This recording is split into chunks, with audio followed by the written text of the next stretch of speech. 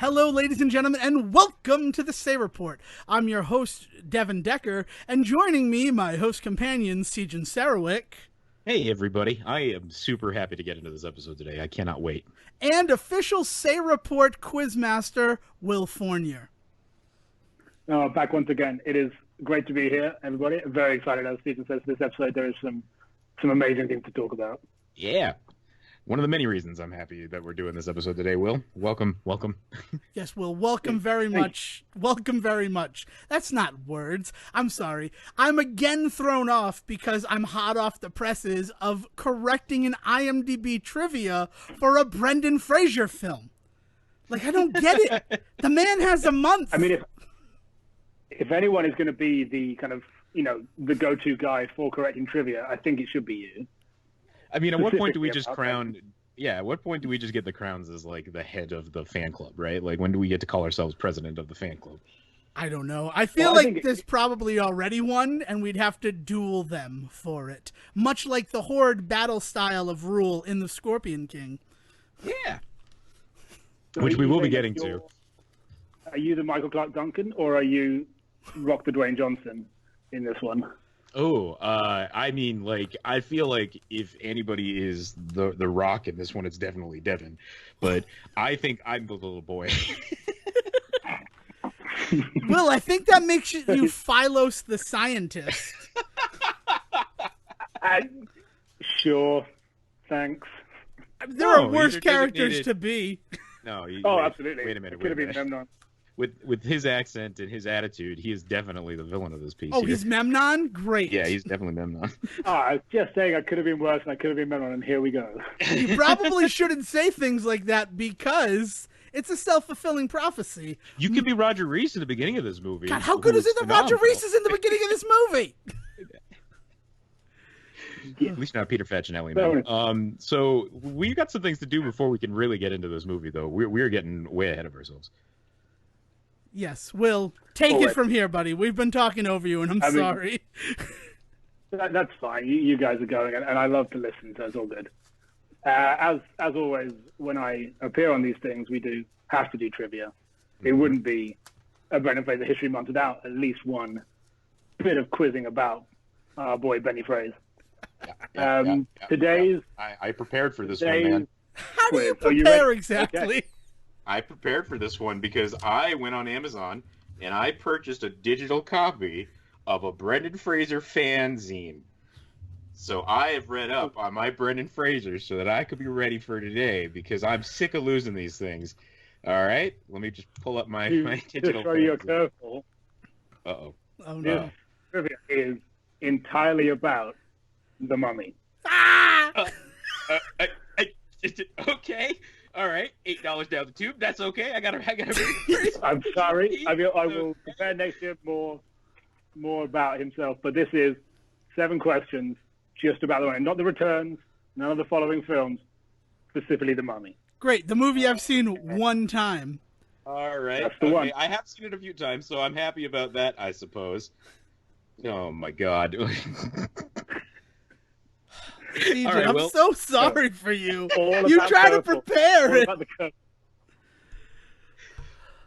All right, Will, you have the floor, my friend. All right, well, I mean, let's get into it. Let's go. Question number 1, easy one to start off with. Who are the top 3 billed cast members in the credits? Oh man, I can do 2. I don't know if I could do 3. I think I have it. I'm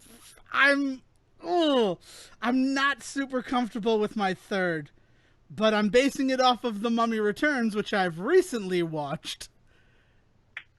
In full preparation. Yes. So you should. Okay, I'm good. All right. Question 2. Stephen Sommers, director of The Mummy, received a phone call the day after release from Universal, in which apparently they said a 4-word phrase to him, which changed a lot of his plans. What did they say? This is the day after release. He received a phone call. Oh, man. I feel much better after these first 2 questions. I have to be honest with you, Sejan.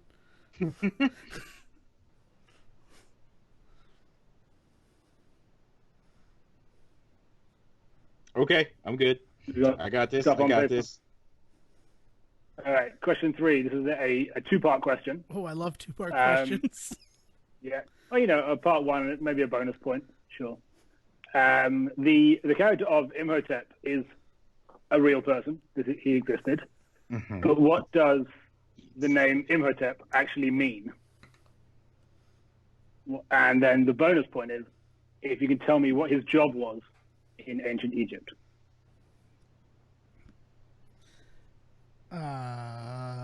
Okay. His job was not to be a mummy. Oh, that wasn't. I think that was kind of everybody's job in ancient Egypt. That's Well, yeah, like I mean, the that was 3 kind of a people who final haven't been career in my move. kitchen of the mummy quiz. The final career step, become mummy. But before that, he had an actual job.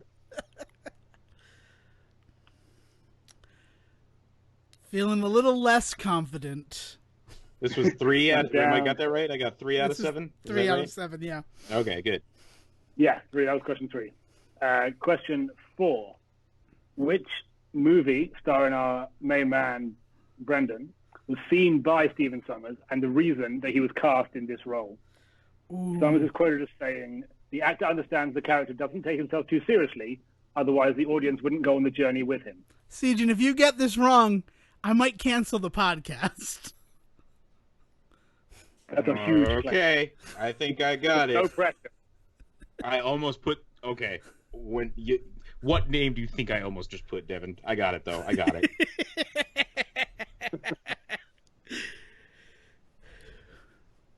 Good. I was worried that we said have to just cancel the call, see you all later, bye.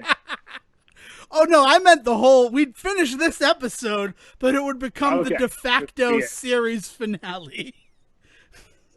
And thank you and good night. No apologies to your mother this time.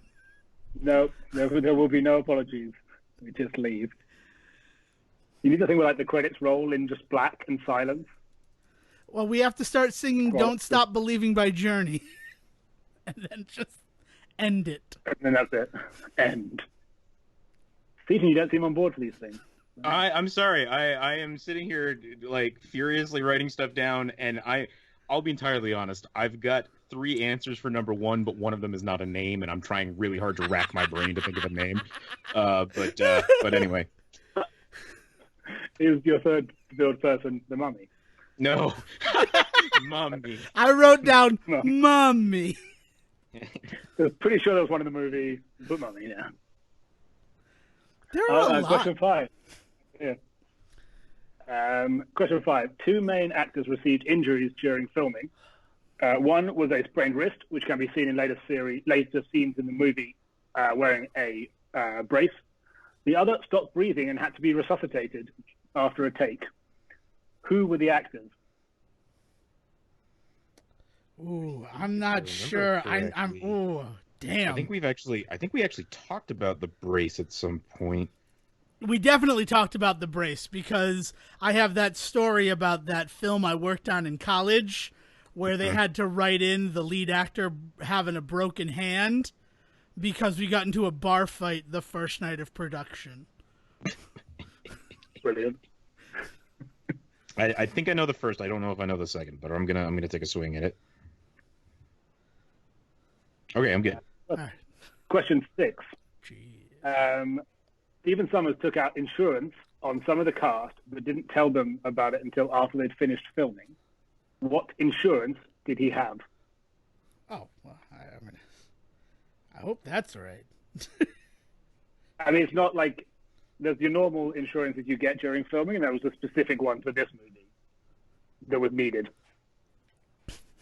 Do you mean like the brand? Like, Brendan, I got you... Or like car insurance. No, like no, I took a like- car insurance policy. Yeah, out like, of all of it. Yeah, okay. What style of policy? It wasn't like, we didn't like, we're all going to go and work with this one specific company.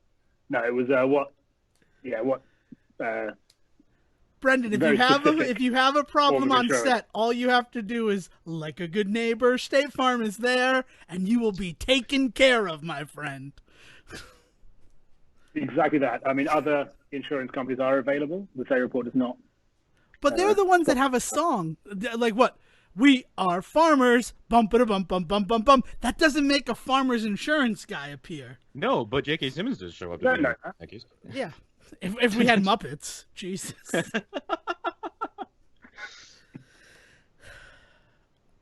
Yeah, this is the rare quiz where, as it goes on, I feel less confident. Well done, Will. All right, well, here's your final question, question 7. If you're ready. I think I'm ready. I'm trying to think of the different types of insurance that there are in the world. There's so many. Beyonce insured her legs. There you go. It's not that, but didn't specifically insure one's legs. All the single ladies. Exactly. Go with the question 7. Sure. Finish the question. Finish the quiz. Yeah, it's quiz time. Where is the majority of this movie actually filmed? Ooh. Like your main on-set big pieces that, not Egypt, basically. Oh, it's not Egypt? I need to change my answer.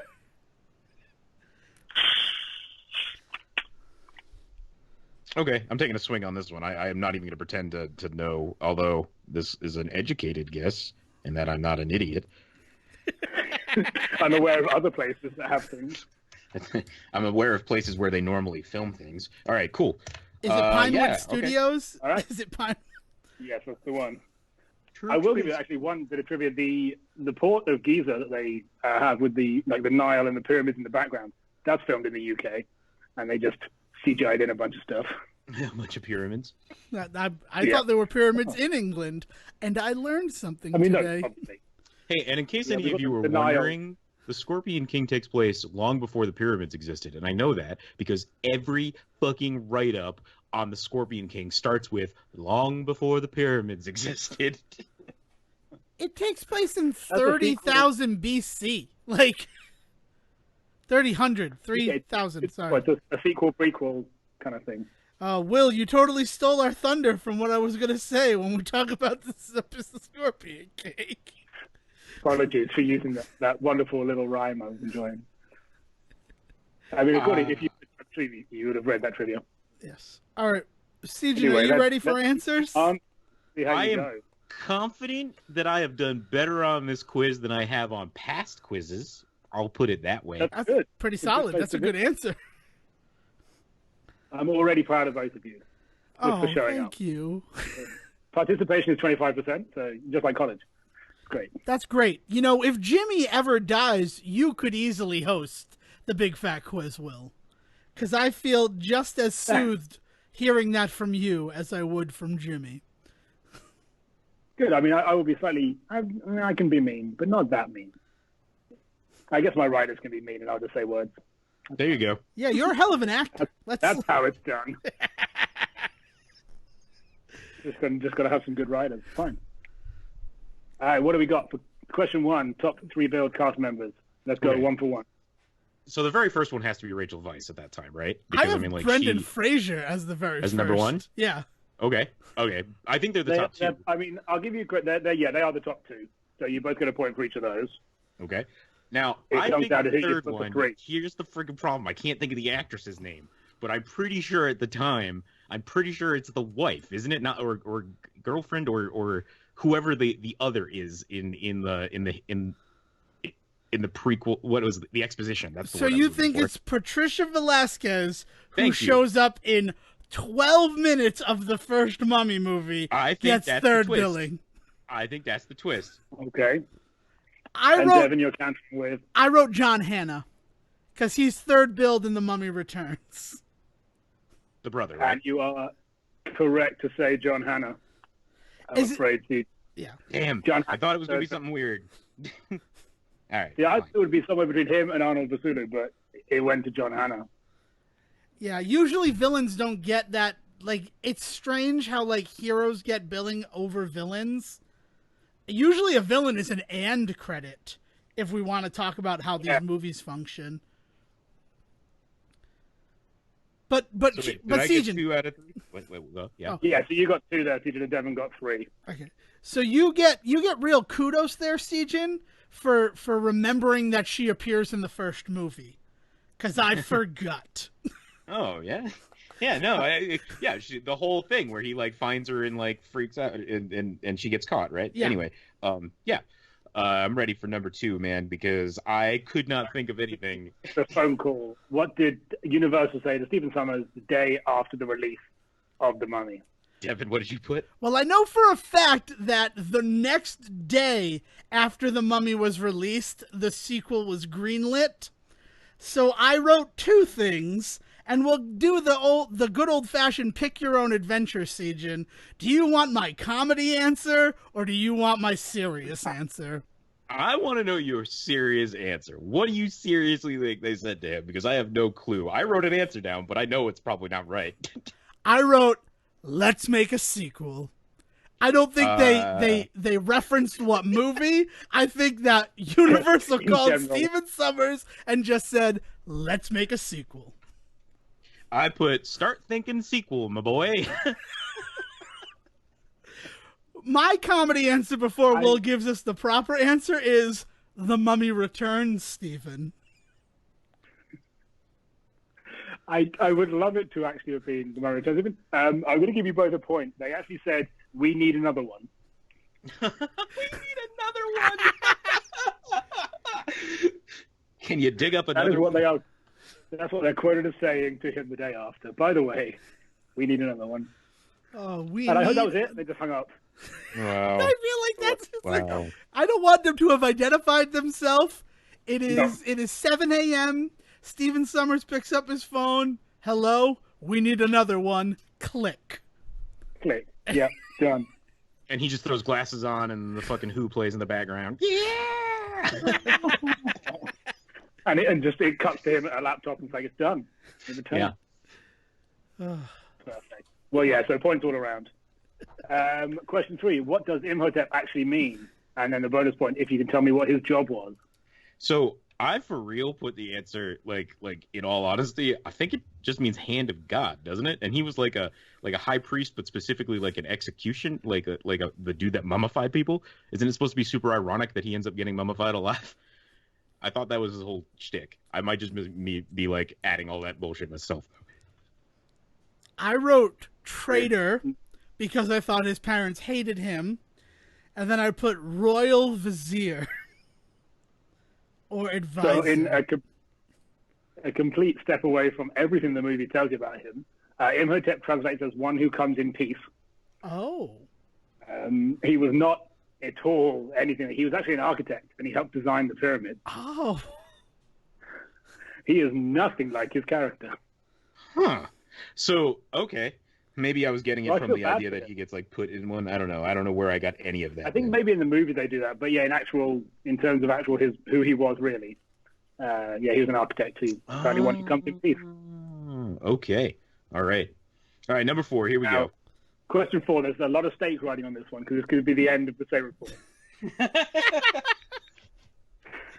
And it's tennis.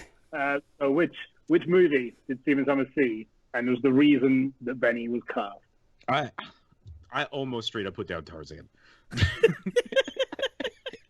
not in Tarzan. I know. I put George of the Jungle finally, but I straight up almost started writing Tarzan. I also wrote George of the Jungle because, as we discussed in our George of the Jungle episode, this movie is significant because without it, Brendan Fraser is not Rick O'Connell in The Mummy.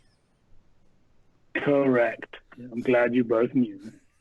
It would have been a big shame to have to just hang up now and see you all later. All right, we have question 5. 2 actors received injuries during filming. One a wrist and the other stopped breathing. Who were they?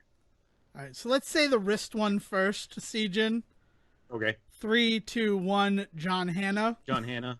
Yeah. Yep, that is correct.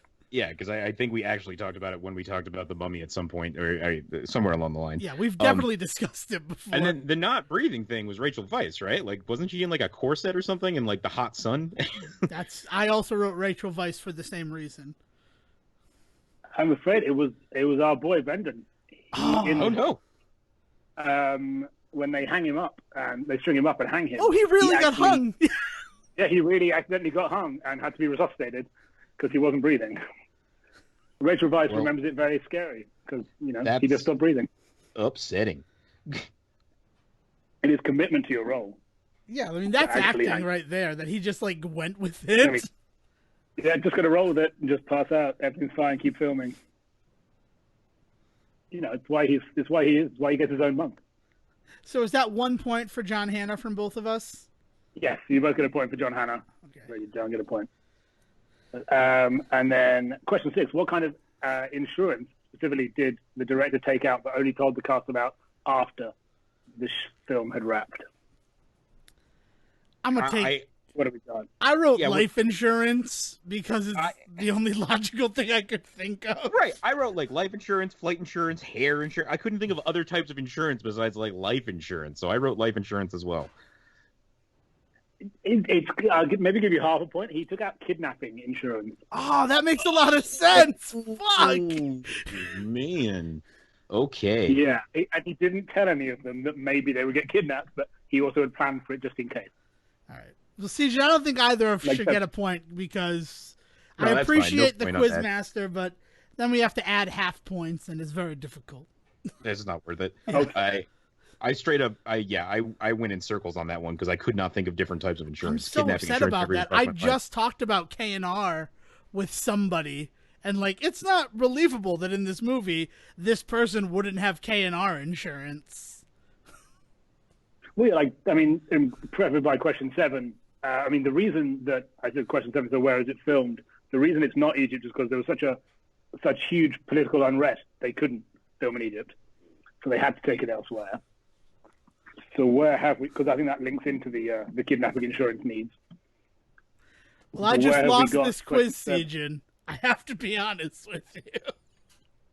Yeah, well, my answer changes because what I wrote was New Zealand, but now I'm thinking if there was kidnapping insurance involved, it was probably someplace like Somalia. But I'll stick with New Zealand because that's what I wrote. I wrote California because the second movie says proudly at the end of the credits, filmed exclusively in California. And if they had kidnapping insurance because they were filming in like Oakland, I'm gonna be pissed. No, sadly no. It was filmed in Marrakesh in Morocco, which is what they used as their beautiful scenery for desert.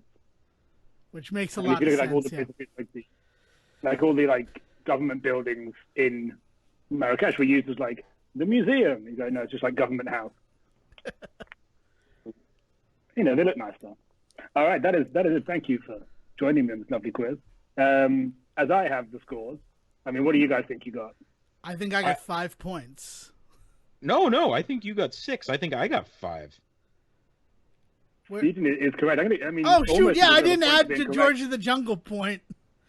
Wait, 1, 2, 3. Yeah, I was going to say 5, that 6. we almost got exactly the same on this one.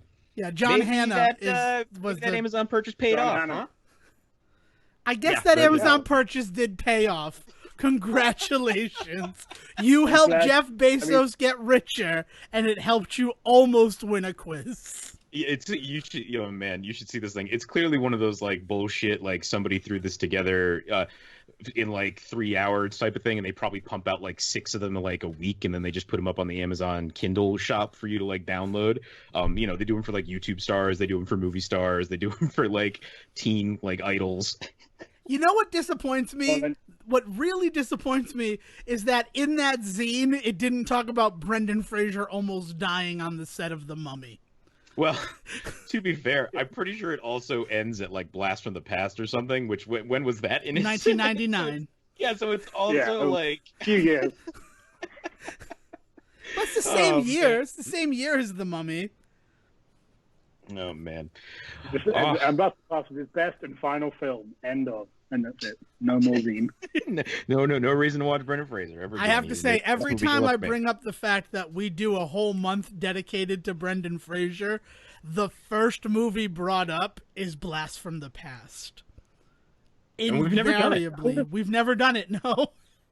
No, I would have gone with Bedazzled being the one that people would have gone, the guy from that. I feel like Encino Man. But I feel like people actually forget that he is Link in Encino Man because of the Pauly Shore of it all. Yeah, I don't think anybody thinks about him in Encino Man as much as they should. No, I think when I talk about Brendan Fraser to people, it's always either the Mummy movies or George of the Jungle. Those are the two that people like remember him. Like, I don't think that they forget he was in Blast from the Past. I just don't think it's stuck with people the way that those movies seem to.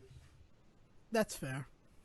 No, I guess the Mummy still gets talked about like more than purely because they're starting to make more of them again now, or remake them and whatever else.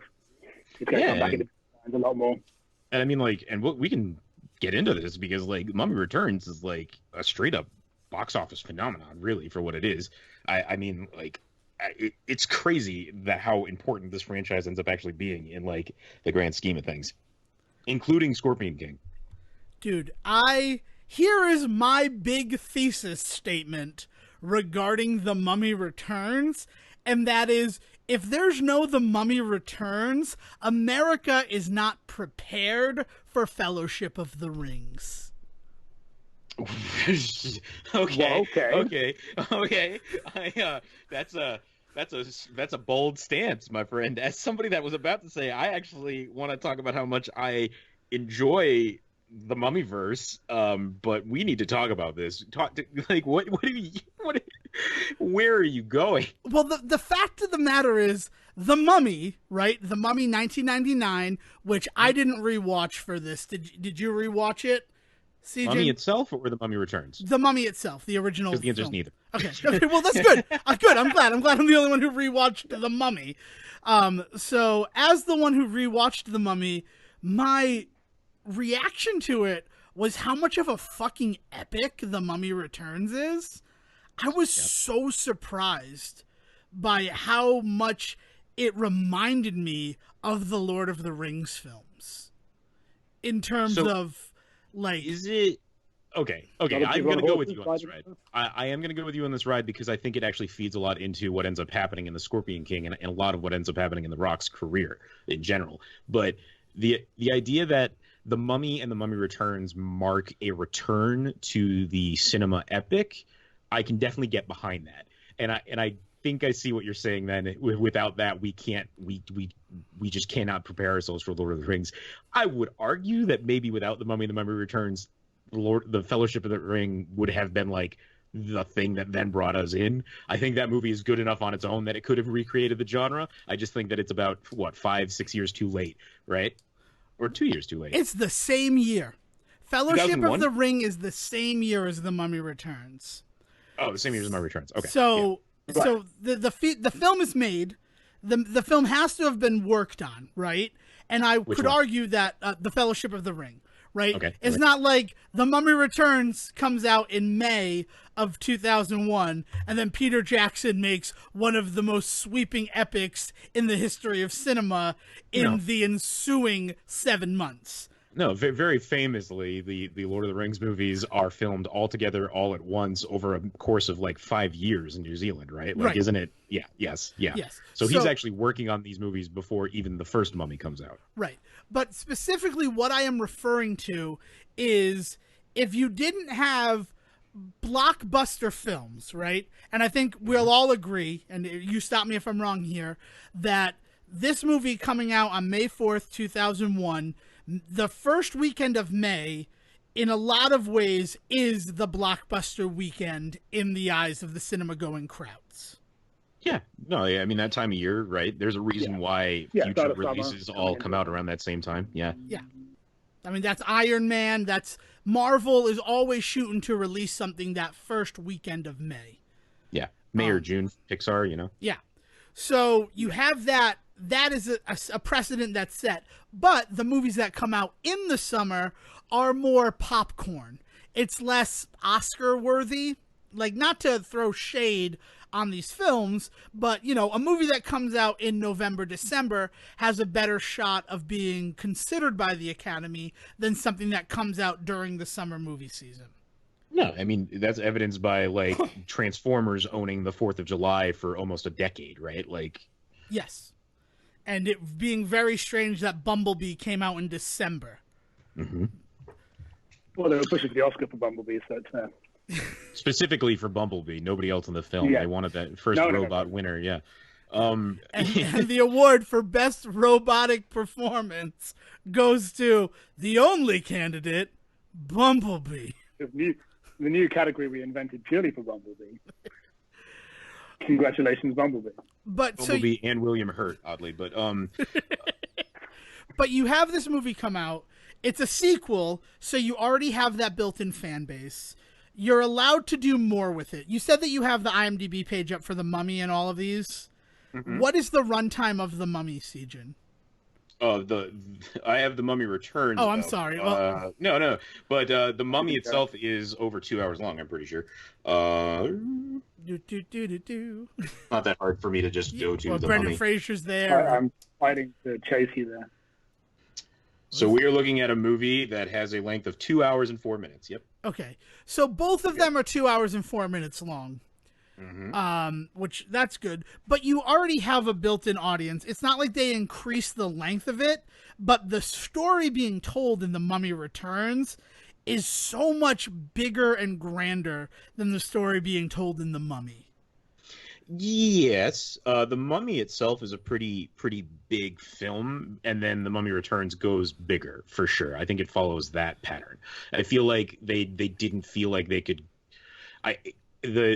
The idea of coming back for a sequel, I think one of the first things that you think is, how do we go bigger, right? And I think that's true of every sequel, is like the next one has to be bigger. And for something like The Mummy, it has to be more epic than the first. So just by the nature of being a sequel, I think it falls into this for sure.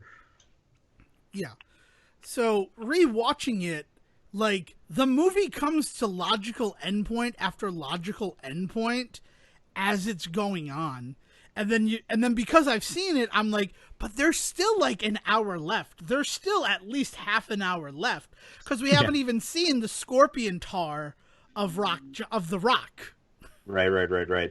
So correct me if I'm wrong. Mummy Returns is the one where like one person gets kidnapped, then like another person gets kidnapped, right? Isn't it like a series of just like people getting kidnapped and taken to places, starting with like Rachel Weisz and then the son, and then like at some point they all end up having to go chase down Imhotep to stop him and the Scorpion King from having an epic battle in the sun, right? Yes. They also journey to the mysterious island in the movie. That was a moment that I was unprepared for. Like the Oasis, Ankh Saran. I have it written somewhere. My notes are I have so many notes for these movies, and like that's something that led into it. But Amen Sur is the name of the Oasis. It just gave me such Journey to the Mysterious Island vibes that I'm like, we fall. This is a moment, this is a pause from what we're discussing about. And what we're discussing here is the Say Report.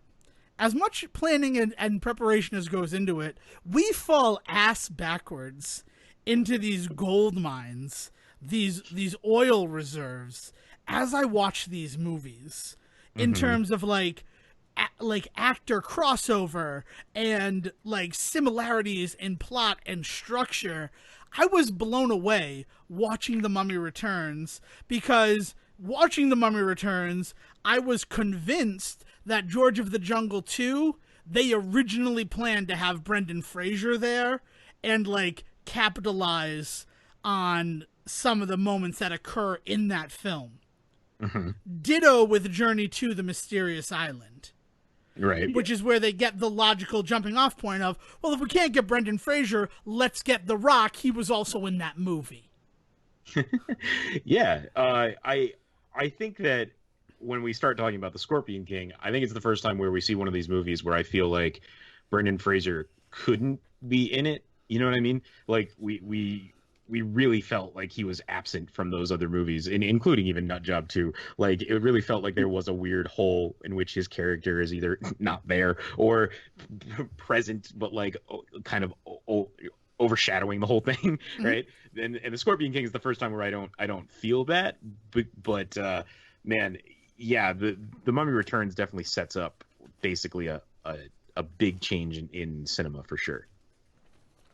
Yeah, and that's it. Like, I don't want to sound too crazy, but I think that if you don't have the Mummy Returns, then people aren't prepared to watch a movie like The Fellowship of the Rings, which is both longer and more epic than this film. I guess I don't disagree with you. When you started this rant, I was a little nervous. It was a big phrase to kick off the chat with, and I mean, you've explained it very well, and I can see why you're coming from that thing, and I think the idea that cinema needed somebody to take a risk and start something and bring back this kind of epic journey and continuation. Although the stories are, very different, there is a lot of that kind of idea that, without The Mummy Returns, people weren't in the mindset of, oh, here's an epic, it's a journey, it continues, we can stay together with it. Yeah.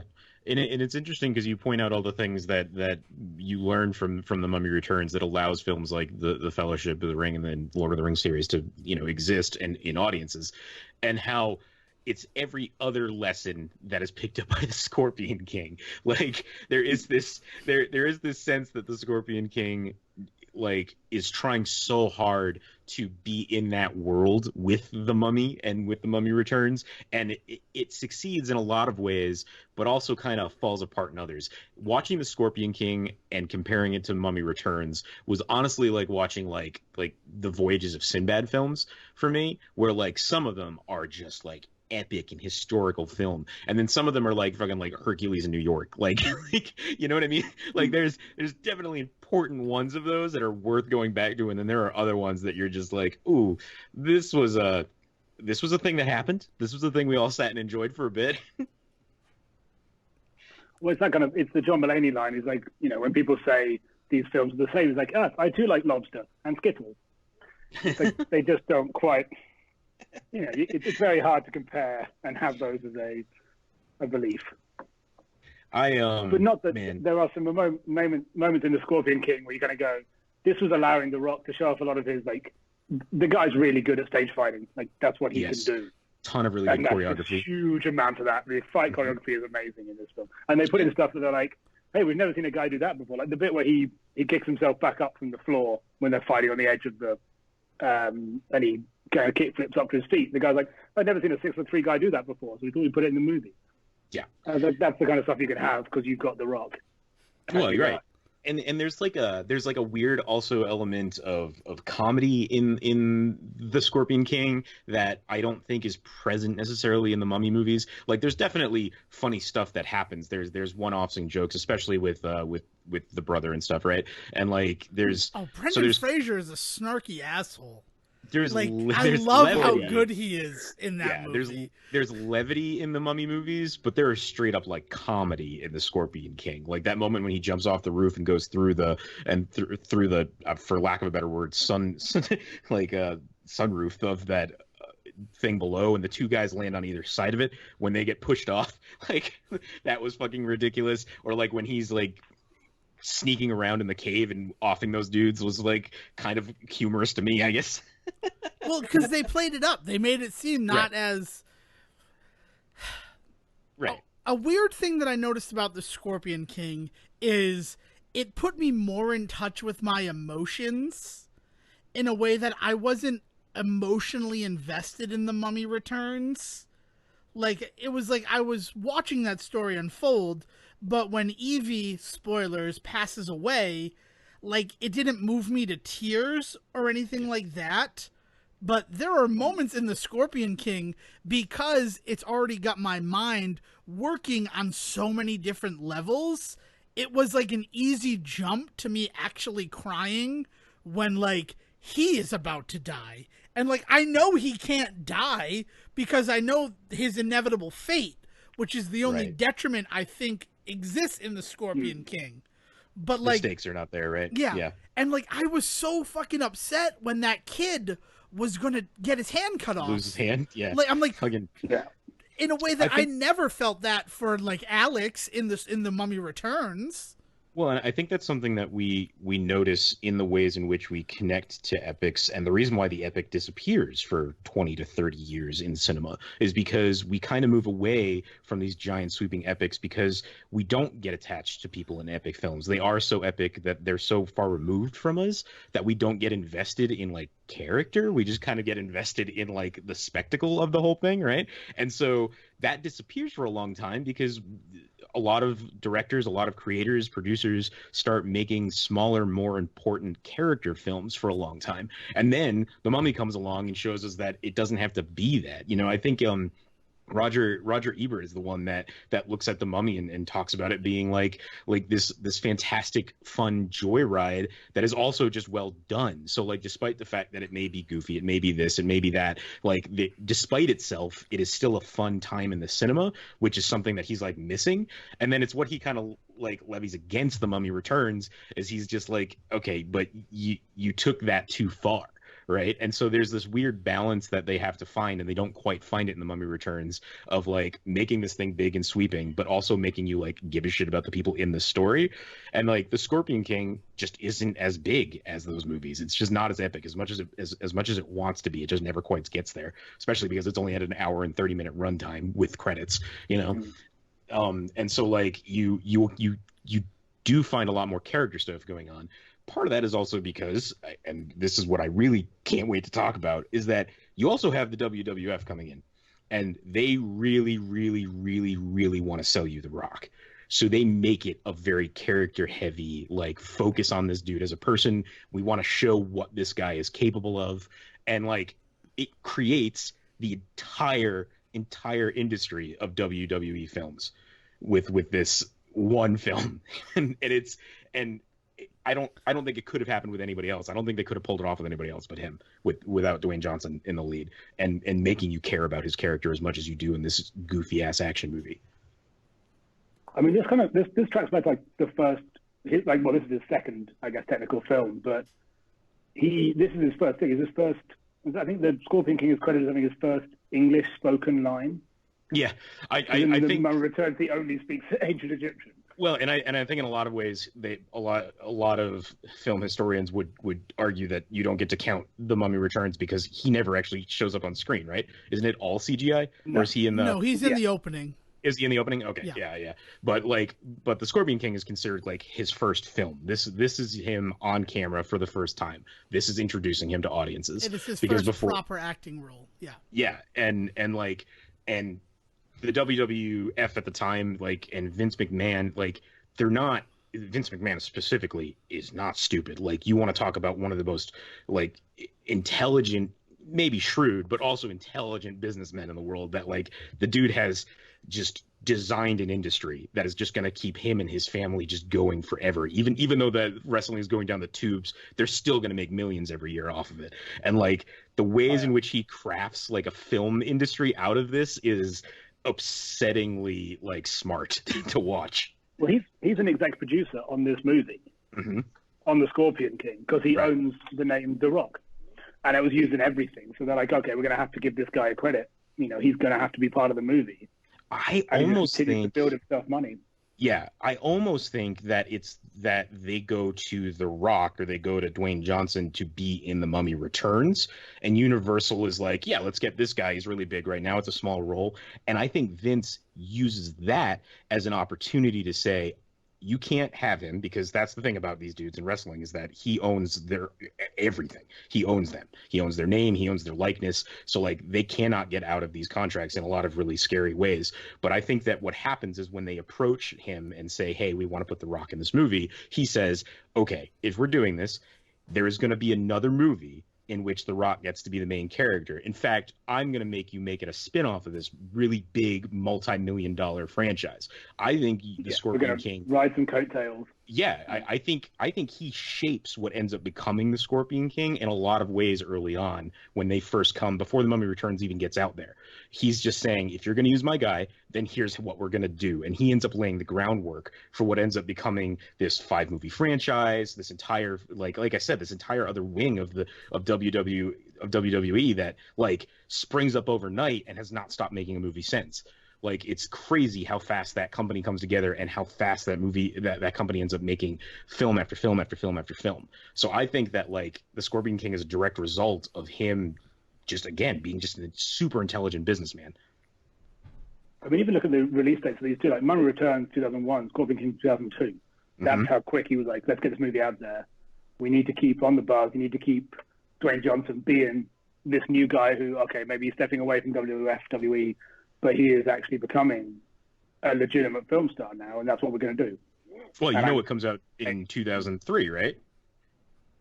2003 is The Rundown, another WWE film with The Rock as the lead. Like he's like, we're gonna milk this for all it's fucking worth, man. Like, while he's still young and still able to do this kind of crap, like, let's do this. Let's get movie after movie out there. And the only reason that The Rock is able to get out from underneath all of this and become his own entertainer as Dwayne Johnson is because he's the first. Everything since The Rock, like, leaving the WWF to go do his own thing, they don't let that happen anymore. And we see that really soon after, because eventually, within a couple of years, you have the Marine with John Cena, and John Cena's never been able to get away from the WWE. His contract just has not allowed it. It's only been in the last couple of years that he's like gotten too old for wrestling, and they still pay them dividends off of him doing like Nickelodeon movies and stuff. Yeah. And, I also will say for The Rock, I think that's one of the reasons why he's in Be Cool, is because Be Cool looks like a path to freedom. Because if I continue to be in these successful movies that Vince McMahon has a hand in, like, nobody's interested in a sequel to Get Shorty in 2004. No, right? But no, that wasn't being called for. Elmore Leonard specifically wrote that character inspired by Dwayne Johnson. Like, the book, you read the book, and he talks about this big Samoan guy who can lift his eyebrow, and that's his, like, only marketable trait. So The Rock reads this script that he's given because, they wrote it for you, and we know that you've done a couple of things already, Dwayne. And they definitely call him Dwayne in all of the meetings for Be Cool. And he's like, oh, I'll do this movie that's essentially making fun of me.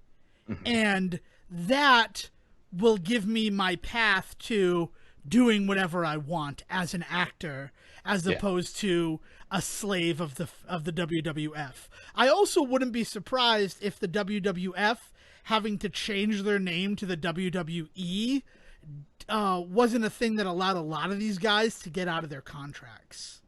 I don't know, man. It's because that whole thing gets really, really weird. So the reason they change is because they get sued by the World Wildlife Foundation or something, and Vince McMahon comes out of that shit smelling like roses, because he gets to say, well, we wanted to change our name anyway because we want to really highlight that we're an entertainment industry. So switching to the WWE is something I was going to do anyways. Essentially, he gets to say, right? And, but from a legal it's a smart thing to standpoint. say.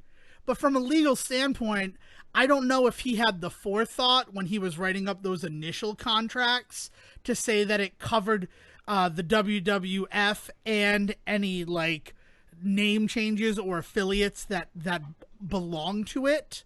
I think that you can say that probably for Dwayne Johnson. Like, I don't think you're wrong. I think Dwayne Johnson's contract, I think he lucks out on timing on all of this stuff, between Mummy Returns being a huge hit, so he gets to be in the Scorpion King. On top of that, all of the shit that's going on with the WWF at the time, or the WWE at the time. But I think by the time you get to, like, Kane in See No Evil, which is like 2 years down the line, I think that they're locked back in. They've locked everything back in. I 100% agree with you. But I feel like he just lucked out to be able to get out of that contract. Because my question was, is Vince McMahon still getting anything from Dwayne Johnson being the guy that we see in the Fast and the Furious films and all of that? Is the only reason he doesn't show up in a Fast film until Fast 5 because that was the statute of limitations on his contract with the WWE? Man. Yeah, right. Like, and we'll never know the actual answer to these questions, right? But, like, you end up with this rising star in Dwayne Johnson who can carry himself. So, like, really, the Scorpion King is just perfect timing on so many parts. You have this rising star here. You have the WWE coming in and wanting to do their own thing, and then on top of that, you have the Mummy Returns being, again, a phenomenal box office hit. Like, it ends up breaking in, I think, like, almost $500 million off of, like, a $90 million budget, right? Like, and so it is on fire. There's a reason that we get a third Mummy movie on top of, as I said, like 5 Scorpion King movies, right? Like, it goes like gangbusters. They just roll. Yeah, and so I gotta be honest, kind of like the Scorpion King.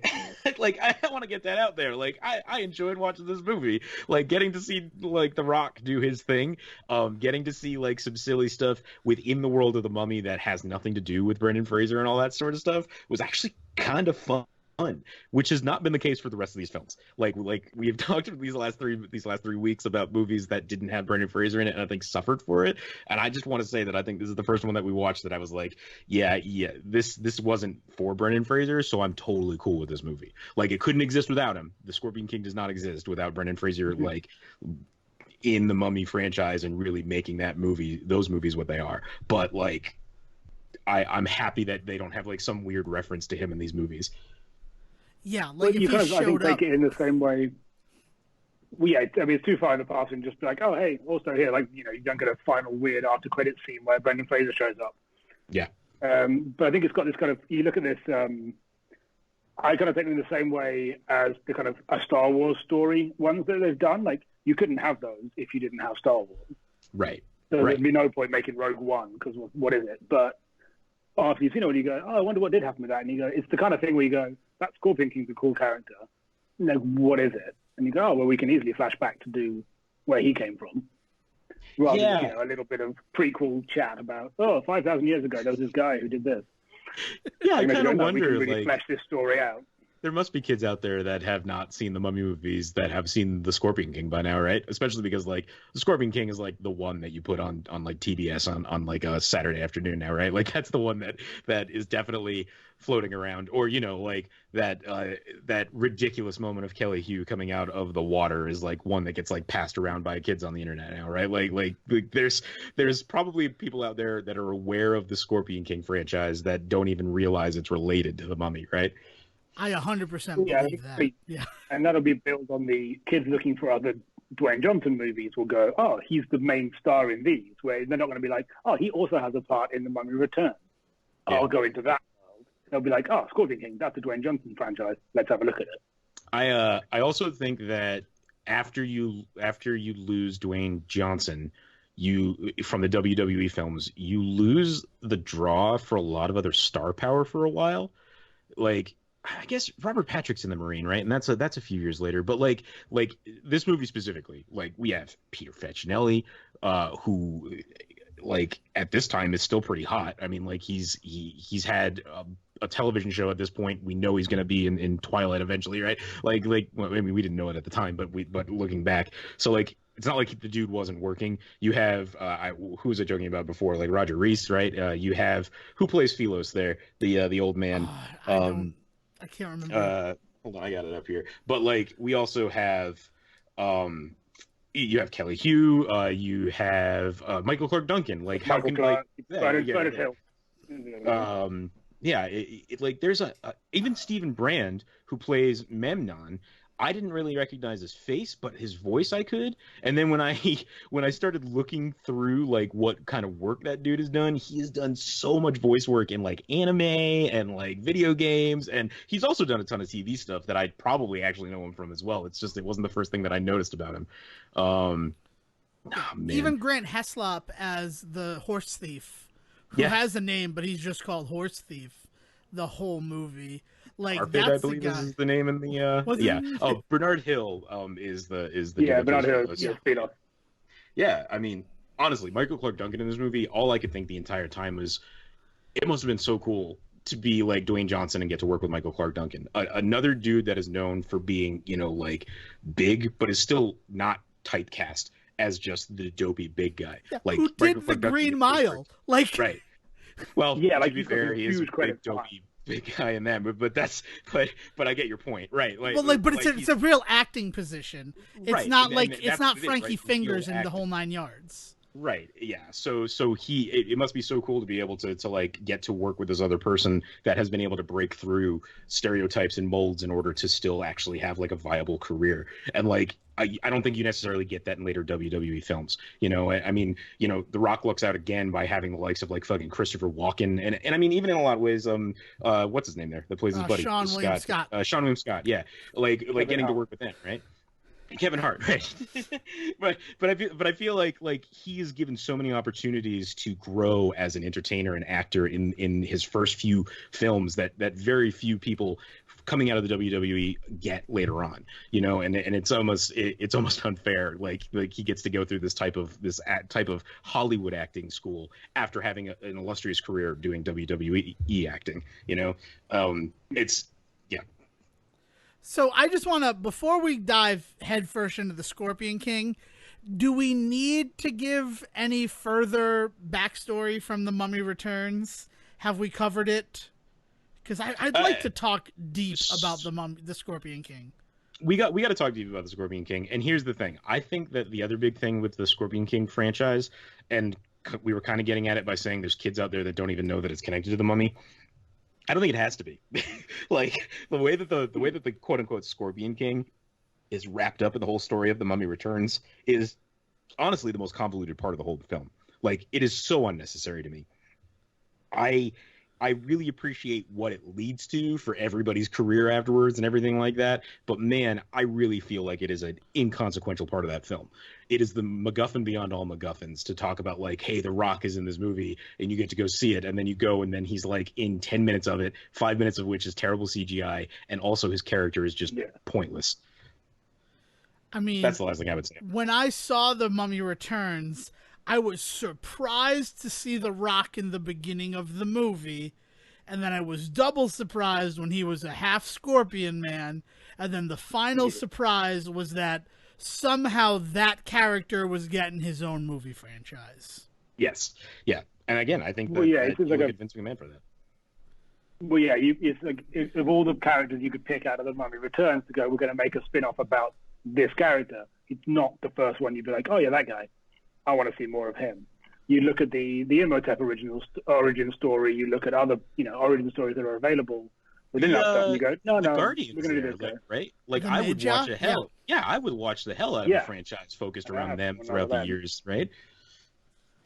I don't disagree, and I feel like that's how if they had been foolish enough to want to include Brendan Fraser, I say foolish, but like he's the king of the uncredited cameo. That's something that we've discussed a lot while celebrating Brendan Fraser. He could have shown up as a Major in The Scorpion King, and it would have been the same as when Link shows up in Son-in-Law and Jury Duty. Sure. It could have been a dumb nod, as opposed to one that we're supposed to take as like solid fact, for sure. But yeah. And he would have said, yeah, I'll do that. Brendan Fraser would have been fully on board to turn up randomly in the background and stuff. As long as I don't have to act as the character again, like fully act in an actual story, I'll get back into the costume for one scene. Mm-hmm. That's one of the reasons why we celebrate him. I guess the last thing that I'll say is, so I watched The Mummy Returns, and then I went to watch The Scorpion King, and I was so mentally exhausted after The Mummy Returns that I didn't want to watch The Scorpion King. And then within the first 4 minutes of the movie, I'm like, I'm fucking on board for this. Yeah. Because it is so different from what the Mummy movies is.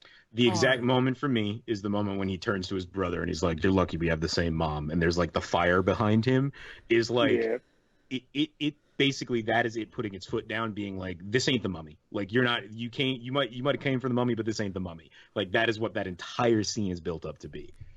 Or as I wrote, what the fuck is this opening?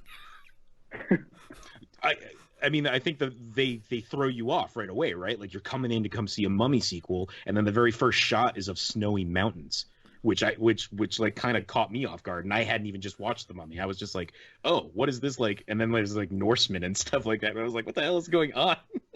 Which, to be fair, they then totally ripped that off in the beginning of Tomb of the Dragon Emperor. Which it works so well for them. It works for Scorpion King. We'll do it again. Why did I think Ron Perlman was in this movie? Because Ron Perlman is in the second one. Okay. He does eventually come into the Scorpion King universe. I just, for some reason in my head, I remembered like shots of him in this, and it must have just been from other ones. So a little disappointed throughout the film as I kept waiting for him to show up, and then he just didn't. He's weirdly the big draw of the second Scorpion King movie because Dwayne Johnson only does this one before he is Randy done. Orton from here on out, right? No, actually, the second one I don't know who plays him. The third one, it's Dave Bautista. And then, what? Yeah, we got to dig into the Scorpion King the franchise. Scorpion King is like, I think I was wrong about Randy Orton, and I apologize. That was me saying it. I used to confuse him and Dave Bautista specifically because of the Expendables movies. And that's my hands up, completely being honest. I mean, that's fair. Everybody in that movie is just a big grunting white dude. So, I mean, it's not really, it's kind of hard to tell them all apart. But yeah, this is it for Dwayne Johnson. And then this allows him to establish, I can act. I don't just have to be a guy who's dubbed by another actor speaking Egyptian, right? What a weird niche to have to escape from. Right. This is my one thing. God, I'm so good at ancient Egyptian. I keep getting caught. And then he goes and he does the rundown. He does Be Cool, which isn't a super success, but it allows him to get on that wagon of, I mean, basically what we're watching John Cena do right now. You do the kids film, the Playing with Fire, the Daddy's Home 2, the Tooth Fairy, the Game Plan. Like, that's the craziest thing. We've joked a lot about how Brendan Fraser to Dwayne Johnson to John Cena, but it's so true that like that's the line of succession. Yeah. I mean, and so you get a lot of really good like established WWE-ness in this first one too that I really like, and you see it kind of bleed into the rest of it with like the amazing alt rock, like alt hard rock soundtrack with like fucking like POD on it and right and there's just all sorts of puddle of mud and like isn't that just POD? I wasn't still going, this soundtrack does not work. Like in times you go, this is an epic song. It's a very weird thing to have it behind. Yes, but I'm not upset about it at all. Right, and that basically becomes like their brand for like the rest of their, as far as the music goes for that. Like Rob Zombie, I think there's a Rob Zombie song on this soundtrack. Like it's so fucking wild. I also this entire time kept thinking, oh, like this is kind of like almost the opposite of Hercules, but also the same thing that leads to him being in Hercules. Because we talked about this once, but like Hercules has this really. The Dwayne Johnson Hercules has this really weird thing in which it sold itself on being like 300-esque, and it was going to be all about like Hercules doing all of these like legendary things and fighting legendary beasts. But that's actually not what that movie's about. It's actually quite the opposite. It's like the whole point of that movie is about how all those legends are not true. They're just made up. But he lets those legends exist in order to like be scary and all that sort of stuff, right? And then in this is the legend come to life. Like that's what this one is. and so it was this weird like progression in the Rock's career from this guy that is pulling off all of these fantastical things to this guy that like, no, like a lot has been said about me and I allow it to be said because it gives me this presence in the world, but you got to understand, take it all with a grain of salt. And I feel like that is just Dwayne Johnson. In my notes, is this a Hercules origin story? Because his like the Scorpion King 7 is the same exact breakdown of people that he works with in Hercules. It was the craziest thing to me that like I feel like they watched this and they're like, wouldn't it be cool if The Rock was Hercules? He goes by Dwayne Johnson these days. I don't care. Do you think we can make this work? Man. Well, the other one that the people people are into is Conan the Barbarian. It's supposed to be like an origin story of that as well. Like they all kind of come from the same place, I guess. But there's this kind of idea that this was the birth of so many other things that could either be redone, and people would be on board for seeing that kind of movie come back. Yeah, Conan's a really good one. You know, another really weird one that I think actually takes a lot from the Scorpion King is Dracula Untold. You ever seen that one? I love that movie. It's really weird, and like the ways in which it tries to make a hero out of him are questionable. But the like again the action scenes, the sense of the sense of legend that is behind it, and like that whole thing, like it takes a lot for weirdly from the Scorpion King, and so I was thinking of that a lot as I was watching it too. I like that you just brought up Dracula Untold as if you and I didn't watch it together at the East Providence Theater. We did. Oh man, I forgot that was one of the ones we got to see together. It was that and John Wick. Those are the two that I remember watching in that dirt theater, being like, I've seen these already, but Siege needs to in a theater atmosphere. Yeah. Oh man, fucking Dracula. Yeah, I it's weird because I don't know the name for this like type of film, but like I feel like Scorpion King, much like Mummy Returns, brings back the idea of the epic, or the Mummy and the Mummy Returns, whatever you want to argue there. Like I feel like the Scorpion King itself breeds its own brand of film, and it's not just WWE that's pulling it off. Like we mentioned, like there are these other things that exist. It's just it is like the fantasy action, right? Like the fantasy action epic is pretty big. Is and it like a it's big played ask for me to have you look up when Too Fast, Too Furious comes out? No, not yes. I'm just saying. I don't want to inconvenience you. So well, let me consult my other zine that I ordered, the Fast and the Furious franchise. You got it for free. Let's be honest. Yeah, but that's because I'm the president of the Vin Diesel fan club. So I was looking up while we're here, while Stephen is finding facts, the other people who have played the Scorpion King character throughout the thing. Obviously, Dwayne Johnson's first, and you've got Michael Copon as second, who according has done One Tree Hill and other bits. So he was in Power Rangers Time Force. Okay. Was he the Red Ranger? Yep. You then get Victor Webster, who apparently is best known for being the second actor to play Nicholas on Days of Our Lives. Mm-hmm. He then shows up in Mutant X and a bit in Charmed and a few things. And then finally, Zach McGowan takes over for the final film. So Victor Webster gets 2. He's the longest running Scorpion King. Wow. But you have got a lot of people to see. You've got Dave Bautista in the third one. You've got Randy Couture in the second. You've got Lou Ferrigno in the third. There is a clear run of let's find these big guys who were either wrestlers, fighters, bodybuilders, and we'll fit them into these epics. I think like in the Michael Clark Duncan theme, that's like, let's give them something else to do. Yeah. 2003 is what we're saying. Okay, Too Fast, Too so Furious, Too Fast, Too Furious is after this movie, because the big issue that I felt watching The Scorpion King was this. Not enough cars. What? Not enough cars in it. There was not enough cars in it. Nothing. But looking at the release window, right? The Fast and the Furious, 2001. It's very much Point Break with fast cars, right? Mm-hmm. Will anyone fight me on that? I'm not just asking them. I'm asking any listener. I think anybody that argues it's not the point of that movie didn't watch that movie. Yeah. But I feel the Scorpion King comes and they look at that movie and they say, that's what we need to do with our sequels. We need to move away from what we did in the Fast and the Furious. I mean, that guy dies in the Fast and the Furious. There's that moment where they lose the like tech dude, which for a long time was like the thing that occurred in this style of movie. Like, for lack of a better term, the 80s film, you have like that one person die and then like suddenly it's all important. Suddenly we're not just kids trying to save a rec center. Moment. Yeah, right. It definitely. The other one that I always think of in that case is Brothers. Do you remember Four Brothers? It might have been called. With Mark Wahlberg, and then the little brother gets killed.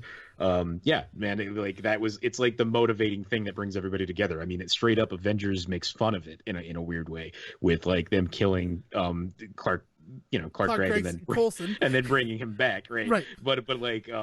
But yeah, for sure, the death that brings the team together was always like a key element in those stories. And I feel like this movie, right, The Scorpion King, it doesn't have that death that brings us all together, unless I'm completely forgetting a death that occurred in this movie. I mean, his brothers die, but that happens so early in the film that it's not that trope, as much as it is the idea of a death being a motivating factor, which is a trope unto itself.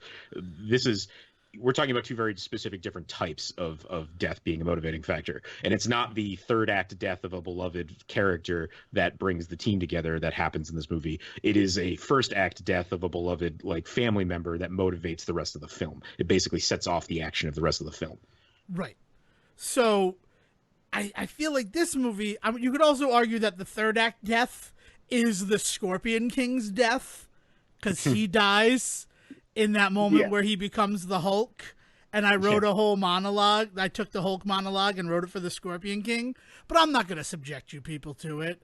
Except Memnon believes that he's dead, and he must allow the world to think that he is dead until he can learn to control the beast that dwells within him. I was disappointed. I'm jumping ahead here, but that whole he'll always have the scorpion venom in his blood, I wanted him to shoot that arrow and Memnon catches it, but he like gets like just scraped by the tip of the arrow and then dies from the poisoned blood that has tipped the arrow. Maybe. I gotta say that I actually thought the entire time I very much appreciate how much they build up the arrow, and specifically his bow being a very strong bow. Like it's a running thing where like characters will pick it up and not be able to pull it like him. The favorite bow moment I had was when he wraps it around someone's head, then knocks them out with it. That was awesome. Or carries them. It's like a there's wonderful the bit of fight. Oh man, I like the moment where Peter Facinelli has it at the table. That was also a good moment. That's such a good moment where he's like, and then I took it off him, and he can't. Oh, it's so good. This movie's so good. This movie is just fun for the sake of fun. And if you've seen Too Fast, Too Furious, and that is not how you view that film, you're also wrong. Yeah. And then Tokyo Drift is friggin' weird because it like people were mad about Too Fast, Too Furious, so they're like, well, let's get rid of the 2 stars and then like let's still kill off someone in the third act to make this shit just got real. Yeah, they go back to the formula of the first one because there is with every pop culture movement, there's a pushback eventually, and people in money-making positions like filmmakers and music makers and all that will always try and scramble to get back to that thing that is a guaranteed hit. So like that was going to happen. What the telling thing is can they survive that? And the Fast and the Furious franchise does with Fast and the Furious, with what I mean when they come back around for a fourth one. And again, borrow heavily from this with the first act death being the motivator for everything that's going on. Right. It's just, I see a lot of the DNA of the Scorpion King as if scorpion venom runs through the blood in its veins in the Fast and the Furious franchise. Yeah. I feel like it wouldn't be us if I didn't get a bit cynical about that and just point that like what it is in the machine that Vince McMahon creates in WWE films, a lot of other companies in smaller positions who are like taking risks on like basically guys putting all of their money into a movie and hoping to God that it hits. They look at what he does in the WWE films and realize that's guaranteed to make me some money, because even if it doesn't make me money in the theater, maybe it'll make me money on the back end with like Sci-Fi renting it or something, or like HBO and all that shit, or maybe it'll make money on the DVD market. So like I think what ends up happening is people look at the way that he runs the business and the reason that you see this stuff kind of eke into other films is cynically because it's good business. So even if the movie doesn't make it, it still makes money. And that is something that is like, that's the fucking holy grail of filmmaking, right? Like for these guys. And in a rare turn from how I usually go, I will support your cynicism about the machine in the fact that the Fast and Furious franchise is also Universal. So they see Vince McMahon go off with Alphaville and make the Scorpion King, and they're like, well, fuck him. We can do that same thing. What can we do it with? Where is the easiest like shift to follow what he just did with the Scorpion King? It's not like franchises like this didn't exist in the 90s. I mean, like you've got like weird runoff like RoboCops and stuff, right? Like you've got you've got the weird like sequel upon a sequel upon a sequel thing that exists before this. It's just that it feels like with the Scorpion King, it's a turning point because it is money is coming from somewhere and we just don't know where. For the first time, we're seeing a franchise that is not necessarily quote unquote successful still succeed, and and this is still me just being cynical, because at the end of the day I have to, like I said, I like this movie, but like that is the weird turning point, is where what you see with these films is you see a bunch of movies that don't necessarily like have wide audiences but still bring in enough money to make the moneymakers happy.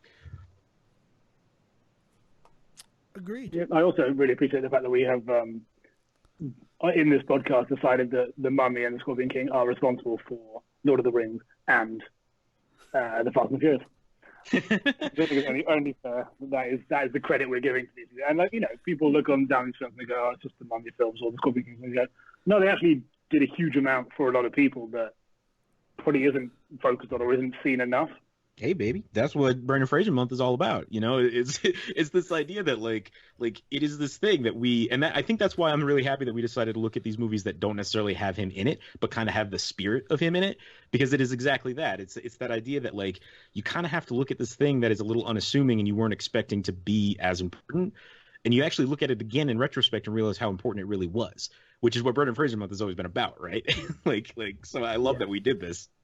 Yeah, I don't disagree with that. And it also, to go even further down the line, it's why when Universal is trying to create their own cinematic universe, the obvious choice is The Mummy. Where you wouldn't look at something like The Mummy and think, well, that's going to be what kicks off our Marvel, our MCU, our DCEU. But when you look at The Mummy 1999 and see that its success created, I mean, Brendan Fraser probably doesn't win an Oscar in 2004 without The Mummy in 1999. We have already said that without The Mummy Returns, maybe the world wouldn't have been ready for Lord of the Rings. We probably wouldn't have Fast and the Furious 9 supposed to have come out this year if we didn't have the Scorpion King, which is, you know, again, the redheaded stepchild. I don't know. That's the other thing. It's weird that, like, because we've been looking at Fraserless sequels, but that's sort of a Fraserless prequel in a way that I had never really considered. Yeah. But go ahead, get to the no, but that's it. It's like, so we look at all these ones that we've said. So, like, why not? Why wouldn't you look at, if we're going to create a dark universe and bring all these universal monsters into something, why wouldn't the first thing on the list of potentialities be The Mummy? Because I mean, I bet you these guys are kicking themselves for not thinking of this 15 years earlier and just using The Mummy and The Mummy Returns as the jumping off point, you know? Like, I also, I'm going to go other stories available from just The Mummy. Yeah. Right. Like going off of using that time period and that concept of the adventurer and like get a little bit of that National Treasureness going on, where like they kind of have to follow clues and all this other stuff. Like you could easily from there go into things like the Invisible Man and stuff, right? Like, or Dr. Jekyll and Mr. Hyde. Imagine that in this universe. That would be so good. But I will even go a step further with our whole like credit where maybe credit's not necessarily due conversation. And I will say that like you don't have the Marvel universe without the Mummy movies. I think you talk about it preparing the world for the Lord of the Rings. I think the thing about the Mummy movies is it prepared us for comic book films, and good comic book films. You know? Yeah, that's a big swing, but one that I can agree with when you look at the fact that Batman, I mean, the what is it? Well, what the hell is it called? Batman Begins. Why couldn't I remember Batman Begins? Yeah. The first one where it all starts. Can't remember it. Yeah, I can't remember. I know it's Batman and Everything Begins. That movie comes out in a relatively short time span from these right here. And that is what allows Marvel to say, you know what, maybe we can do this, right? Because they were the X-Men exist as the X-Men, and Spider-Man exists as Spider-Man. Like, these are things that, I don't know if there's a Spider-Man film if we don't have the success of The Mummy. But Batman Begins comes out and really says, we can look at this as a grander world. What does this mean for the world? The second they say Superman cannot exist in the universe of Batman Begins, you start looking at, well, then how do you have to make a movie so that Superman could exist in this world, so that Iron Man and the Hulk are not mutually exclusive, so that Peter Parker might be able to date Kitty Pryde. Yeah. Man, the Mummy movies, huh? But like, and like I said before, Like, what didn't they do? Right. They become these weirdly important films at this like turning point in cinema, because the other thing about all of these movies, including the Scorpion King and all of this is all taking place at that moment that we have to just start thinking about as a huge threshold moment in cinema, in pop culture writ large, of like 9/11 and what happens to America and like American film and American television and music and everything that goes on and changes after that, and how these movies were right in the middle of it. They were right in the thick of that change, and it was, some movies were going to live and die and by whatever happened to our culture at those moments, and these are the ones that survived, you know. And so why did they survive? And the reasons that they survived are the reasons that everything that comes after are dependent on them.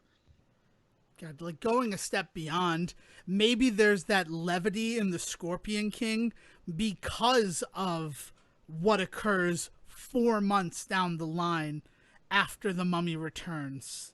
Mm-hmm. And because Vince McMahon, with his vicinity to New York and seeing just how important the Yankees still playing that game the day that tragedy happened is, that like there's a market for entertainment just for the sake of entertainment. And maybe that's all we do for a couple of years. You know, and then we saw some push, and we still see some push of people being like, popcorn, you know, the Hollywood is too popcorn. There's nothing serious being made anymore. There's nothing real being made anymore. And it, you know, like maybe that's true, but like we needed these movies in this moment. And so like, thank you for them, I guess, is all I can say. Well, yeah, the kind of distraction need, you know, is huge. The whole thing that, you know, people say in a tragedy, if you can make someone laugh again, then you're on the right way. That's kind of what this was born out of, is like, we need stuff that is not going to make you think about everything that's going on. You need to be able to sit somewhere for, you know, whatever it is, 2 hours, hour and a half, and not think about the rest of the world. Right. Is exactly what these kind of Scorpion King offers for you. In fact, that's something that I thought was very interesting about The Mummy Returns, with its setting of 1933, is like they talk about Napoleon looking for Amun Sur. They talk about all these other like people who were searching for the oasis of the Scorpion King in The Mummy Returns. And in my head, I'm like, well, Hitler will eventually search for that based on what we know. But like, weirdly, the Nazis don't factor into this film because of the time that you've set it during. And that's a weirdly, like, it's freeing. It's like you don't feel that weight of that as something that exists in the world in the movie, and it was strange. Like, frankly, just to be like, yeah, that's weird, especially because I'm comparing Rick to Indiana Jones, because there's no way that he is not influenced by Indiana Jones. I mean, based on his outfit in the opening of the second movie, like, I don't know. It's, yeah. Well, that's I think Nazis would be a very easy, and they are a very easy villain to add into anything that you're trying to fit into that time period. You know, okay, you're a couple of years early with this one, but it's a very easy, like that choice idea of, oh yeah, we can just, they're always bad, we can use them, as they did in bits of Indiana Jones, and that was kind of established early on in Indiana Jones that it works. But in this, it would be like almost too easy to go, oh, and the bad guys are these guys you will know about. Don't worry. No, it's a smart move to make it just early enough that you can say that it's not the Nazis, but essentially it's Nazis. Well, yeah, they're essentially there, but these are like early day Nazis. Yeah, these dudes going in and basically appropriating all of this shit out of this land for sure. Yeah. And I guess just I gotta make it real. I gotta keep it real. Talking about, you know, a big cultural threshold. We're kind of currently in the middle of one, right? It's hard to deny it that like COVID-19 and the current state of the world is probably going to be another one of those cultural thresholds, especially when we consider that like the way we consume cinema may be like monumentally changed in the wake of all this. Oh, yeah, man. I was thinking about this Well, exact yeah. same thing in the ways in which we reacted to disaster films and horror films, in the ways in which people would talk about how like unreal things would be, and because like people wouldn't behave this way or do this stupid thing, and then like it's on the smallest scale, it's like yelling at the person for going upstairs when they should go out the front door when a killer's in the house, right? And like we would think nobody would ever act that way, but like here we are in the middle of like basically the zombie plot line, like the early days of the zombie apocalypse, and we have people that are out there like arguing that we should just give it to everybody just so that we could develop herd immunity. And it's like, but what? Like, no, that's not how this works. Like, I cannot believe you exist, right? But that's so like even from the ways in which we learn to consume these things that we used to think of as being ridiculous, that entire paradigm has shifted for us now. And like and that is going to be crazy. Then you add to that just the ways in which we take it in, which is what you're getting at, Dev, like the ways in which we consume this stuff. So it's just the ways in which we process, the ways in which we consume, the ways in which we create are soon going to be coming. Like, I mean, we're seeing that more and more where people are doing like webisodes of things, and like everything's being filmed in Zoom right now, and like so the ways things are created is changing. It's going to get nuts here. Yeah, and that's Well, yeah, it's in that point. I think we all see like everyone's had to have. Everyone goes, oh, soon we'll be able to go back to normal. And you go, well, no, it's going to have to be a new normal, because we can't go back to what we were, because that clearly didn't work.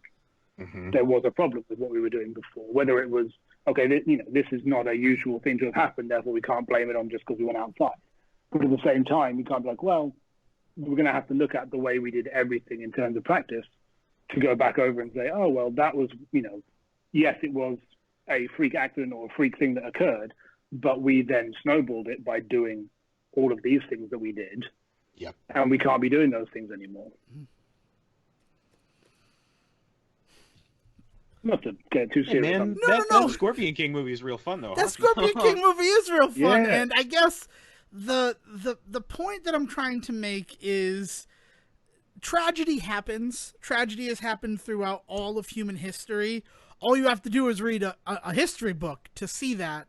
But just because, like, this is the first time for a lot of people that we're, like, living through tragedy, that we're living in these interesting times. But, like, you also, if you look at how we as a species have reacted and risen up in the face of this adversity, like, we'll be able to weather this storm, hopefully, right? Unless in the last 19 years we've just forgotten everything, we'll find ways to entertain ourselves. We'll find ways to laugh again. And the Scorpion King is kind of the best example of that in the wake of 9/11.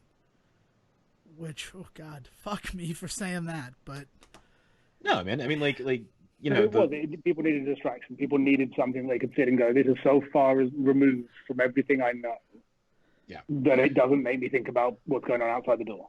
And I think that like we look at people like Roger Ebert, a hugely important figure in cinema, film, and criticism and all this stuff, and he looked at the Scorpion King and he gave it 3 friggin' stars.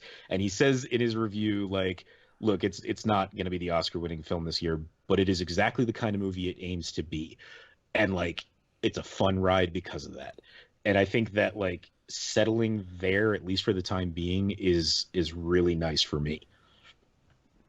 Well, that's, I think, been a kind of ongoing thing of Dwayne Johnson's career. Like, he's not making those movies to make the Academy sit up and go, wow, what an amazing story this was. He's making those popcorn. Like, I mean, no one made Baywatch, so critics would say this is a good movie. They made Baywatch because it was fun, and they could mess about on a beach for 6 months and do whatever they wanted. Like, and then people could, could sit around and watch it and enjoy themselves. Yeah, for sure. Yeah, and it's not, you want to sit there and you go, oh wow, these guys are clearly, like, you can see in a lot of stuff that Dwayne Johnson does, he is having the best time making these movies. And just in everything he does in his life, you see from his social media, the guy is just having a brilliant time because he's got to become, he can't say he didn't enjoy his time in WWE. That started him, that's made him who he could become. But he's taken that and run with it in a way that nobody else has. I mean, like you said, part of that is down to him being able to escape from contract and to make himself and the timing of being able to get out there and do stuff. But there's few other personalities you think who could take that and become what he is today. Yeah, I think I like the Scorpion King because of how much it encapsulates such a crazy moment in time for everything involved, for the actors involved, for the creators involved, for the audience involved. It captures lightning in a bottle in a way that very few silly B films get to. Yeah, and that capturing of lightning in a bottle, even though it's not, I don't think any film, as much as I enjoyed like the ones that we've talked about, I don't think any film has succeeded in the same way the Scorpion King has, but chasing that dragon, trying to find that same success, has made for some great friggin' entertainment in our world. Yep. Yeah. Jeez, so I like it. I mean, big film. When you said, "Oh, we're going to talk about Scorpion King," I was like, "Oh yeah, I remember watching that a while ago. I enjoyed it." And I never thought it was this important. yeah, right. Who knew? I honestly, I'm surprised by just how much. Jeez, I mean, this is the first time I watched The Scorpion King. There's my horrific confession, is that at the time I was like, I don't care about that character. Why would I watch that film? And now I'm a little upset that I didn't get to experience this at the time when I kind of could have used it most of all. Yeah, but now here we are again. Like you said, we're swinging back around to being in that moment of 19 years later. Yeah. And nothing changes, really. No, the more things change, the more it stays the same. Yeah, exactly. Yeah. I'm going to lighten things with some... see if you've got the trivia open for the Scorpion King. Some of my favorite of the IMDb trivias. Dwayne Johnson knocked Michael Clark Duncan out during a scene. During a fight, Michael Clark Duncan leant too far forward at one moment, and Dwayne Johnson elbowed him in the jaw, knocking him out. Apparently, Michael Clark Duncan then went to makeup and got extra bruising and padding put in his cheeks to make it seem like he was way more hurt, just as a prank. And he spent a day kind of going, "Oh, I can't really talk properly, and my jaw doesn't work." Oh no, that's wonderful. Yeah, because it was fun. And then Bill Hader, or however you say his name, was a production assistant on this movie, and it was the last one he did because he worked a 20-hour day and then quit and never went back to being a production assistant. Well, that kind of worked out, though, because if Bill Hader couldn't be on that recumbent bicycle in Brother Solomon, that would have been a travesty. Oh, man. Fuck indeed. Also, after they shot the film, they did all the edits, and it was 70 minutes long, and they had to then go back and shoot some more stuff because it wasn't quite enough. Yeah, they couldn't call it a film, basically. No. It wasn't long enough. Quick, go make some more stuff happen. That's Phone Booth's fault. That's 100% Phone Booth's fault, because Phone Booth started this whole discussion about what is and isn't a feature-length film, because it comes in at 69 minutes long. Yeah, the hotly contested children's movie is Inspector Gadget, which I believe is in that same boat of being just under 70 minutes, and a lot of people argued that it didn't qualify as a real movie in that case. Jeez. I went to see Inspector Gadget in the cinema, and the first 10 minutes we didn't have sound, and they didn't restart. They just "Oh, sorry," turn the sound on, and let the film carry on. Okay, so you paid for about 60 minutes of movie. Yeah, I did get a free voucher for another movie, which was so kind of them, but they didn't try and restart anything. They were like, "Oh, there you go, sorry." If you went to a 2-hour film, that would be 3 movies for the price of one. The other person that I think deserves a lot of credit for the kind of stuff that we see in this, and I think it leads into a lot of Dwayne Johnson's career later on, is Jackie Chan. I think there's a ton of stuff that happens in this movie that is very Jackie Chan-esque. Thinking specifically of the moment when he rolls the gong to get out the door. God, things that's so good. Like things like that, right? I think if you talked to Dwayne Johnson about Jackie Chan being an influence in his life, I don't think he'd disagree. I may be completely off base on that, but you see a lot of really silly prop work in this movie that is just super fun. Yeah. Oh, I mean, that scene that you referenced, that's Jackie Chan 101. Right. Him falling through he falls and 2 other guys fall and they die, but Jackie's Yeah. okay. Jackie's okay. Yeah. He's yeah. fine, just carries on. And I think the whole thing, like that idea, Jackie Chan is always famous for it. I think Dwayne Johnson has the same as doing your own stunts, doing your own fight sequences, doing all your own stuff. Like, yeah, he's got the base of being able to have those amazing choreography, and he knows what he's doing in that term. He knows how to fall, he knows what he's doing. But it's that kind of idea that you watch this movie and you go, no, that's really him. He's doing all of this because he wants to, and he wants to be as fully involved as he can.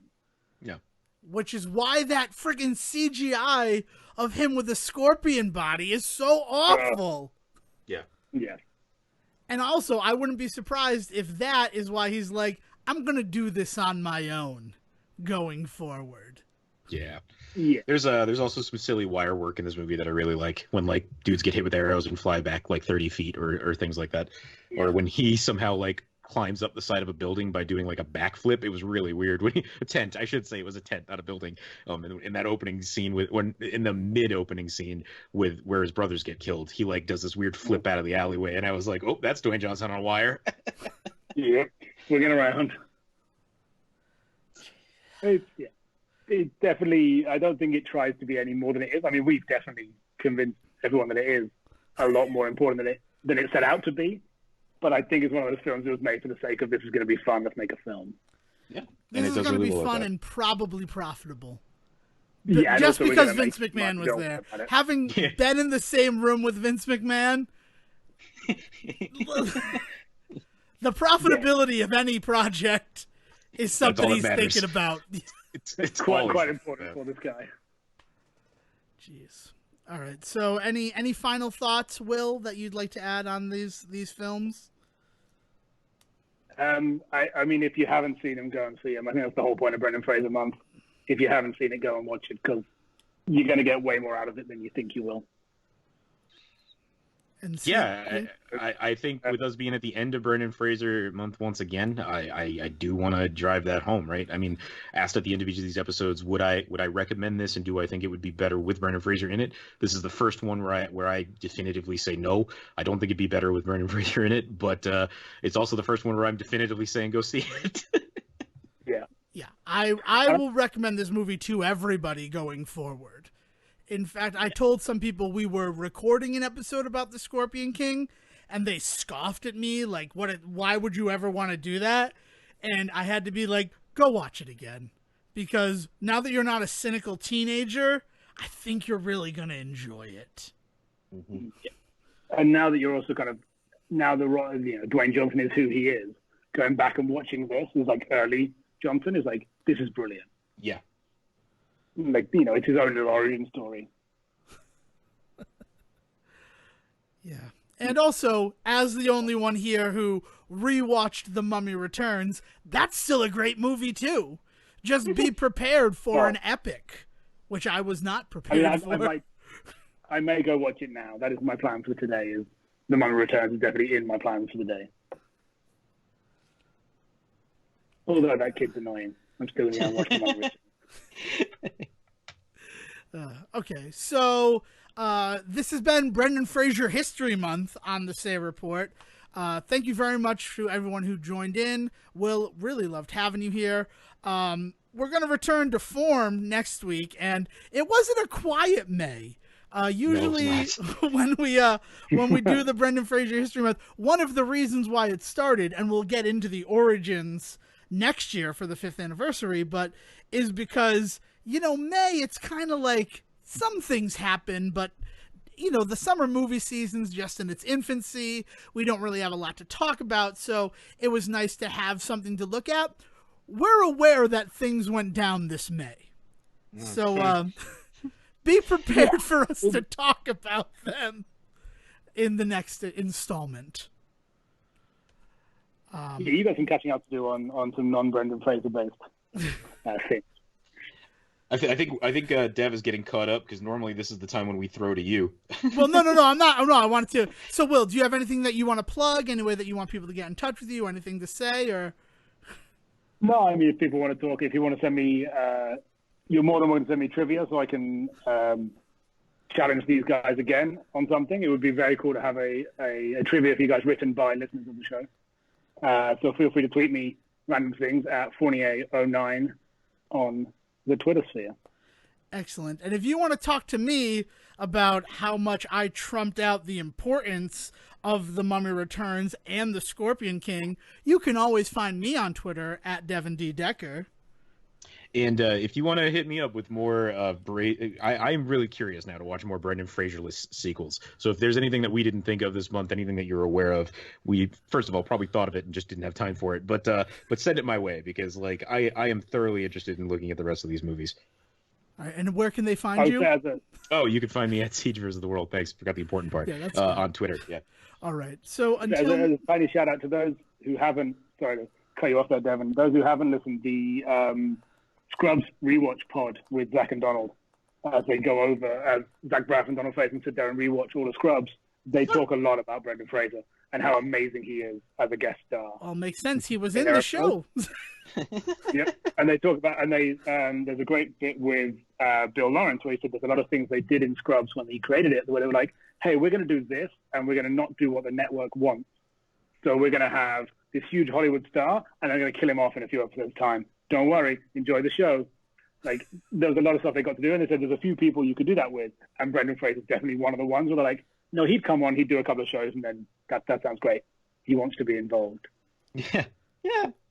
That's awesome. That's a good point. Damn it, Will, I'm mad at you because I wasn't going to listen to the Scrubs Watch Back podcast, but you've just incentivized me, you son of a bitch. There's a lot of other stuff they talk about. Yes, it is very Scrubs based, but they go off topic and they tangent. I mean, almost as much as you guys do. There's a lot of tangents followed. They seem to have described most of the Star Wars universe and also Back to the Future. That's all been discussed. You know, Scrubs is obviously the main point, but there's also a lot of background on their lives and what they do and all the other stupid stuff that they got to get up to while on set. All I hear is lawsuit. Is that you too, Sejan? Like, do we want to sue? Yeah. I've wanted to get my claws into Zach, but no. I didn't like Garden State. State. Since Alex Inc., I'm pretty sure that he just doesn't have any money left. So that's a good point, right? Oh, look at that. Ouch. Nice reference. iHeartRadio have saved him. Is that what you're suggesting? And given him a podcast. Can you imagine? I was the guy who was in the podcast sitcom that failed. Give me a podcast. I don't know how these work. Falls on him. It's okay. I'm also bringing Donald Faison again, as always. Oh, then he was the best part of Clueless. Here's all the money. Here's everything we have. Do you need more? Okay. All right. Probably. This microphone isn't quite right. All right. As much as I love these tangents, we've taken a lot of these people time. So until next time, remember Nubian eyes will be watching you, Scorpion King, and will please send it to yourself to bring us home. I will just say thank you once again for having me. It is always good to be here. And here is over to me. Thank you for listening to the Say Report with your host Devin Decker and Stephen Serwick. Please follow the guys on Twitter and Facebook by searching for The Say Report, and you can always subscribe on your podcast channel so this is delivered straight to you and you can enjoy it every week. With apologies to your mother, we'll see you next time.